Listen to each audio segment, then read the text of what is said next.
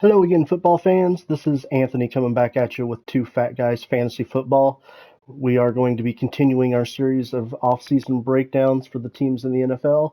Today we're going to be continuing with the Cleveland Browns. The Cleveland Browns is an interesting team. Went all in on Deshaun Watson last year with the guaranteed roster or guaranteed contract that is messing with Lamar Jackson's deal right now, but gave up a lot to get him. And let's take a look at what this roster looks like after the moves that they made last year. Here, I want to start with the offensive line. In my opinion, this is one of the best offensive lines in football. You've got veteran leadership, you've got young up and comers, and it's all around. It's just a very good blend and a very good blocking group. The run block very well as pass block very well. So it's a great group to have, and it's a great foundational piece to have. As we look at Deshaun Watson, um, he was outplayed last year by Jacoby Brissett. Jacoby Brissett looked better as an NFL quarterback than Deshaun Watson did when he finally came off his suspension. Deshaun Watson is a guy that I really liked coming out of college. He was a guy that I wanted to see the Bears draft, but they chose to go another direction. But unfortunately, he's had some off the field issues that have kind of derailed his career a little bit. Um, and I had a big concern because he hadn't really played competitive NFL football in almost 2 years. And he showed signs of that rust. So it's hard to predict whether he'll ever get back to that form that he had before. He is a good talent, but but I do have concerns. He's a guy that I'm not willing to take a risk on in fantasy, just because I'm not sure he can ever get back to that form. This offense should be built around Nick Chubb. Nick Chubb is one of the best running backs in the NFL. Um, he is a league winner for you as a running back position. Uh, does everything that you need. The Browns are a team that I do expect to add a secondary back at some point through the draft. Kareem Hunt did not play as well as he had in previous years. Ernest Johnson was also a free agent, so the backup is going to be Demetric Felton, who does have some ability, but definitely not a guy that I would consider as a true handcuff. I would want to see them draft somebody. The wide receiver room is led by Amari Cooper, who they acquired in another trade a couple of years ago with the Cowboys.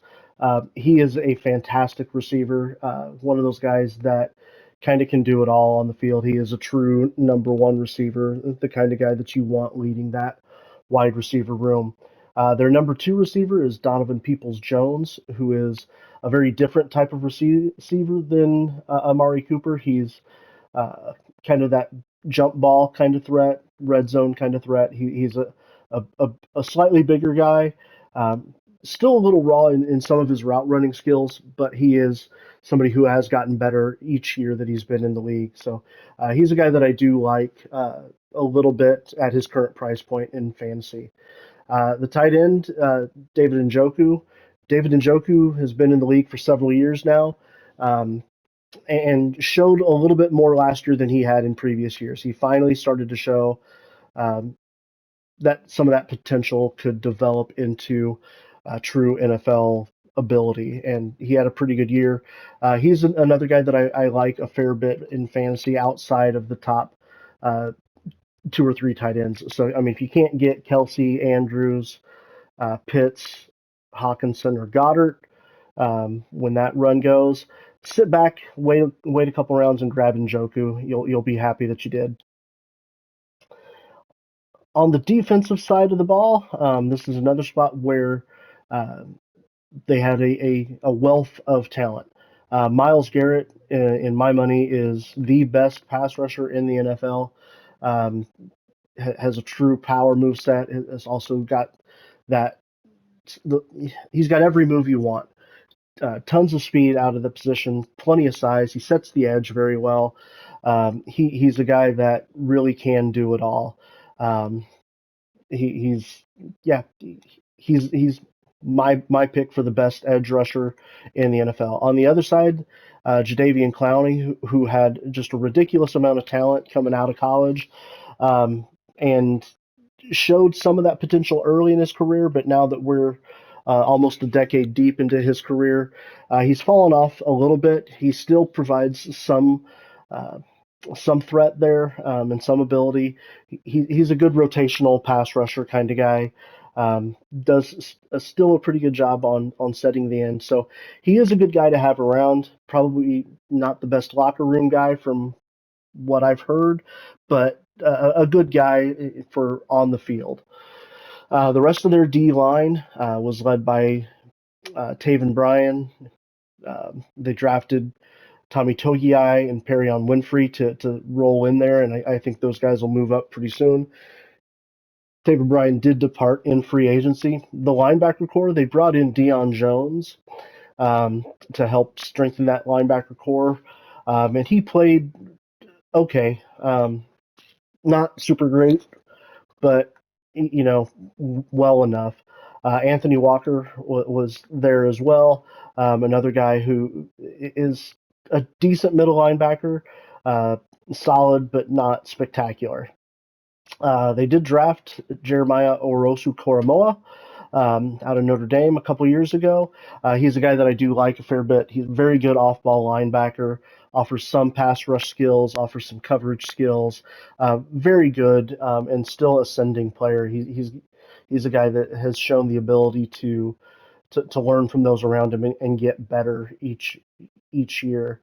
Um, on the other side, we have Taki Taki. Uh, he is another very solid linebacker. Kind of is more of the pass rush style than JOK, but still very good. It makes for a very good, very solid linebacker core. The safeties, John Johnson III and Grant Delpit, make for a solid core. They also have Ronnie Harrison Jr. There as well. So they do have a wealth of talent, but it's not the most elite safety group, but it is a solid safety group. Their corners are fantastic. Denzel Ward, Greg Newsome, Greedy Williams, Martin Emerson Jr., all guys that um, are very good. So this is a team that on paper should have done very well this year, but unfortunately they really didn't live up to those expectations. Kind of underperformed. Ended up giving the Texans a very good draft pick out of the deal. Um, so let's take a look now and see what has changed with this roster as the offseason has progressed and as we're getting closer to the draft. Now, the Browns are in an interesting place because they don't have a pick until the third round. So they're going to be relying on um, the depth of their scouting to really help bring in some talent to this roster. But as we talked about before, Deshaun Watson is the quarterback. Jacoby Brissett was let go in free agency. They did bring in Josh Dobbs to back up Deshaun Watson. Dobbs had a couple of good games with the Texans last year, so it's good to see him catch on and get another deal. Um, Nick Chubb is still, for me, the feature point of this offense. Wide receiver room still led by Amari Cooper and Donovan Peoples-Jones, but they did make a trade for Elijah Moore. Elijah Moore is formerly with the New York Jets, and he is a guy that has what I consider to have some untapped potential. He showed flashes as a rookie, and then last year, with the emergence of Garrett Wilson, he just kind of disappeared at times, as like he wasn't involved in the game plan. So I'm not sure if that was something an off the field issue or what. But he was a guy that, like I said, that showed promise as a rookie and then just kind of disappeared a little bit last year. So a fresh start, a new city probably gets him going a little bit. I do like him as the third option. He makes for a good slot option compared to, when paired with Amari Cooper and Donovan Peoples-Jones. So he definitely adds to this receiver core. They also brought in Marquise Goodwin and re-signed Jakeem Grant, both speed guys. Probably Marquise Goodwin's going to be our deep threat. Jakeem Grant is more of a return specialist at this point, but Marquise Goodwin's still one of the fastest wide receivers in the league, capable of popping those big plays. Uh, the offensive line was kept intact. They did re-sign Ethan Pocic as the center, so kept a solid group in place. So very good for this. And then, of course, David Njoku is uh, the primary tight end, with Jordan Akins as the secondary tight end. Definitely more kind of a blocking kind of back, but offers some basic receiving skills as well. On the defensive side of the ball, Deion Jones was let go. They let him walk. So we're back to Jeremiah Orosu Koromoa, Anthony Walker, and Sean Takitaki. The defensive line definitely is much improved. They let Jadeveon Clowney enter free agency, and to replace him, they signed Ogbana Okoronkwo away from the Houston Texans. He had a breakout year last year and provided a really solid pass rush for the Texans. And I think this year, when he's going to be the secondary pass rusher, you won't see as many double teams as he started to see through the course of the year last year. He's got the potential to really thrive in this defense across from Myles Garrett. They also really strengthened their D line. They brought in Dalvin Tomlinson and Maurice Hurst, two guys that I do like quite a bit. Maurice Hurst is a guy who, um, coming out of Michigan several years ago, had a lot of potential, but he had some health issues, and so he's a little behind on his development curve. But he is a guy that's shown the signs of getting better, and he's a guy that has had a lot of talent, and I'd like to see him kind of have a chance to really succeed here. And next to Dalvin Tomlinson, he's got that opportunity because Dalvin Tomlinson is a giant space eater, um, very good interior tackle, uh, good run stopper, but offers some decent pass rush ability as well. So this defensive line definitely got significantly better from where they were a year ago. The linebackers stayed about the same. We did lose John Johnson III, but we brought in Juan Thornhill to replace him, who is kind of a one-for-one replacement. We'll see how well he can acclimate to the scheme, but he offers a lot of the same things that John Johnson brought to the table. With Grant Delpit still being on the other side, it's still a safety group that I like quite a bit. The corners still led by the same three guys: Denzel Ward, Greg Newsome, and Martin Emerson Jr. Um, all three guys that are absolutely capable of doing the job. They let Greedy Williams go, so now they might be looking to add some depth at the corner position, but definitely a spot where they don't have to do anything. But this is a team that continues to be loaded with talent. It's all going to depend on whether Deshaun Watson is the guy he was several years ago before all the off-field allegations hit, or if he's what we saw last year. If he's what we saw last year, then this team may continue to struggle. But if he is the guy that we saw a couple of years ago in Houston, this is a team where the sky is the limit. They are Super Bowl contenders, if that's the case.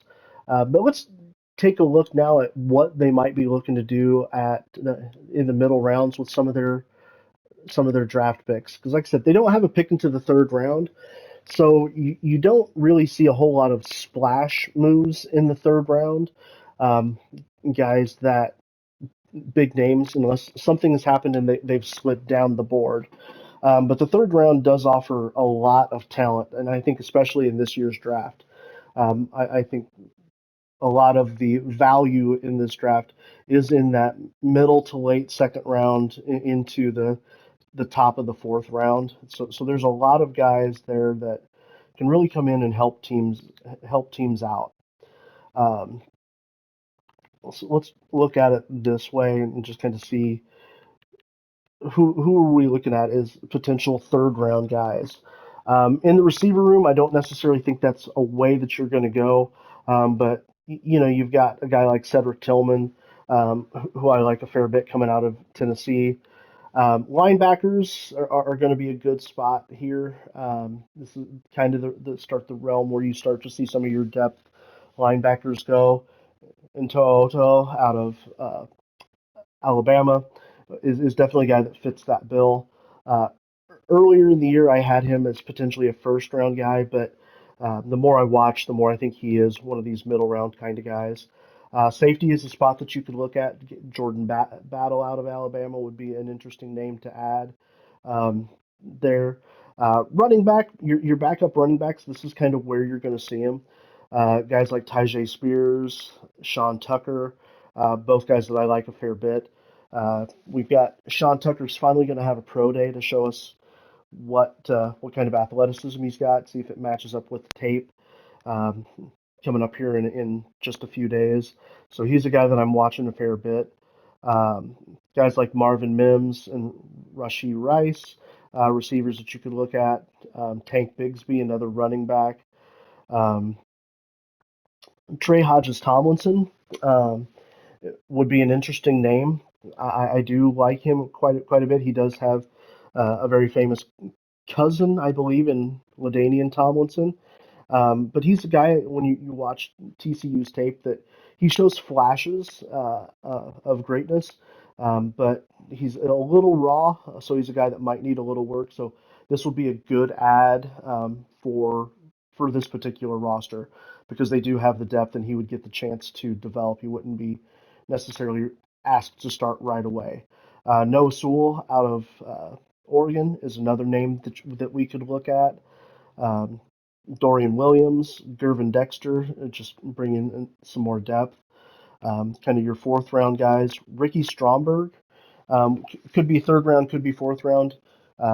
He's a name to look at that I like a lot, actually, um, as a middle round interior offensive lineman. So there's a lot of teams that are going to be interested in Stromberg. Laporta is definitely not going to make it this far, so this is a miss label, but definitely have some different guys.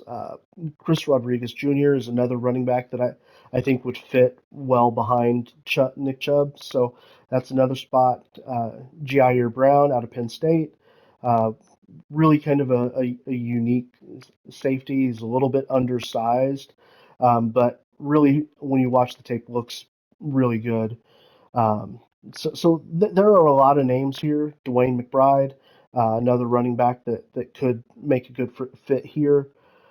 So the the Browns have done what they needed to do through the course of free agency um, to help maintain their roster strength. They used, what some of the draft capital they had to make a couple of trades to get to a roster spot that is extremely competitive. Like I said, this is a roster that I think has gotten better since the offseason began. I think they're in a better spot today than they were then. Um, as long as Deshaun Watson can be the guy that we saw before all the off-field stuff hit, this is a roster that is capable of pushing for a Super Bowl. But that's going to do it for me. We'll be back tomorrow with a look at the next team in our series of breakdowns. But as always, if there's a guy that you think that I missed, a guy that I should talk about more, please drop a comment and let me know below. I'd love to interact with you more. Um, if you have an idea for what team I should do next, please let me know that as well. But for now, that's going to do it for me, and we'll talk to you next time.